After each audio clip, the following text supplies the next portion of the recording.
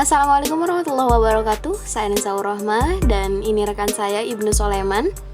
Kami mahasiswa PAI semester 2 STS Sufyan Sauri Majenang.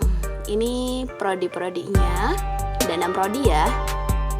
Lulus dari sini bisa jadi apa? Bisa jadi guru, jadi akuntan, atau bekal mendidik kita untuk anak-anak kita. Bisa juga jadi pebisnis, bisa jadi kepala dinas. Pokoknya semuanya bisa, tergantung kamu. Semoga kita segera jumpa ya.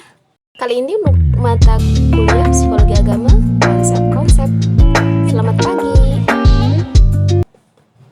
Jasad, akal, dan nafas, diri, serta al-qalbu, yaitu komponen utama manusia yang paling sering dibahas dalam kajian keilmuan umumnya, penelitian ilmiah hingga saat ini hanya mampu mengetahui unsur-unsur fisik yang ada pada manusia, namun unsur di balik fisiknya belum terungkap. Menurut Quraisy Shihab, ini yang pertama kita bahas an-nafas dulu ya. Secara umum diartikan an-nafas adalah pembicaraan manusia menuju pada sisi pada manusia yang berpotensi baik dan buruk. Kalau menurut pengertian jasmaninya, hawa nafsu, amarah, syahwat, dan perut yang berada dalam jiwa manusia dan merupakan sumber bagi timbulnya akhlak tercela. Kalau menurut pengertian psikis, hakikat manusia yang membedakan diri dari hewan dan makhluknya, nafas berarti jernih dan terang mengingat Allah Subhanahu wa Ta'ala. Dan terhapuslah pengaruh syahwat dan sifat tercela lainnya. An-nafas itu ada 3, ada nafsu amarah, nafsu seks, harta, cinta dunia, dan takut mati itu amarah. Terus kemudian ada lawamah, kita menyesali, mencela hal yang buruk dalam diri, terus mengajak bertobat dan mengajak lebih baik lagi, itu termasuk lawamah. Kemudian ada mutmainah, ketenangan batin. Jadi apa yang kita lakukan itu semata-mata karena perintah Allah Subhanahu wa Ta'ala. Kesimpulannya, an-nafas itu totalitas kemanusiaan yang ada dalam psikologis serta istilah individualitas. An-nafas adalah diri yang bisa kufur ataupun beriman, namun lebih mudah beriman karena faktor lingkungan dan lain sebagainya. Selanjutnya konsep yang kedua, ruh.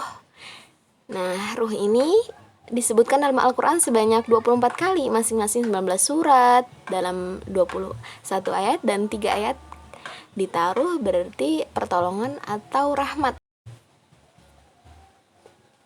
11 ayat yang berarti Jibril dan 1 ayat bermakna wahyu ataupun Al-Quran, dan 5 ayat lainnya berhubungan dengan aspek atau dimensi psikis manusia.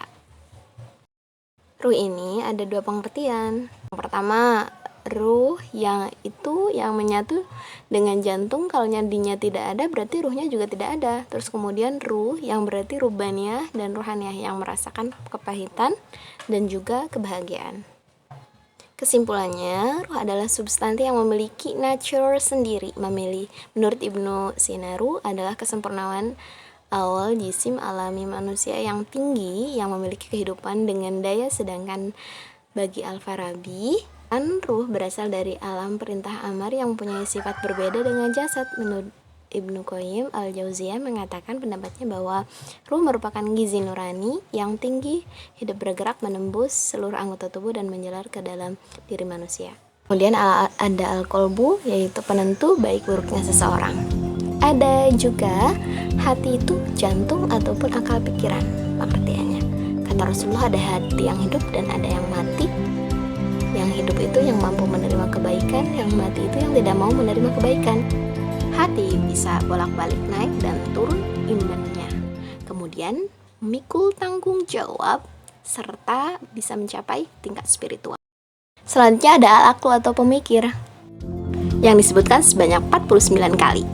Al-aqlu itu pengetahuan.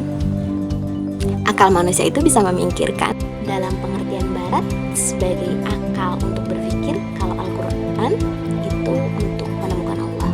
Al-aqlu merupakan pemikiran sehingga nantinya berimplikasi pada ilmu ilman, sehingga nantinya menjadi pribadi yang lebih baik. Terima kasih. Wassalamualaikum.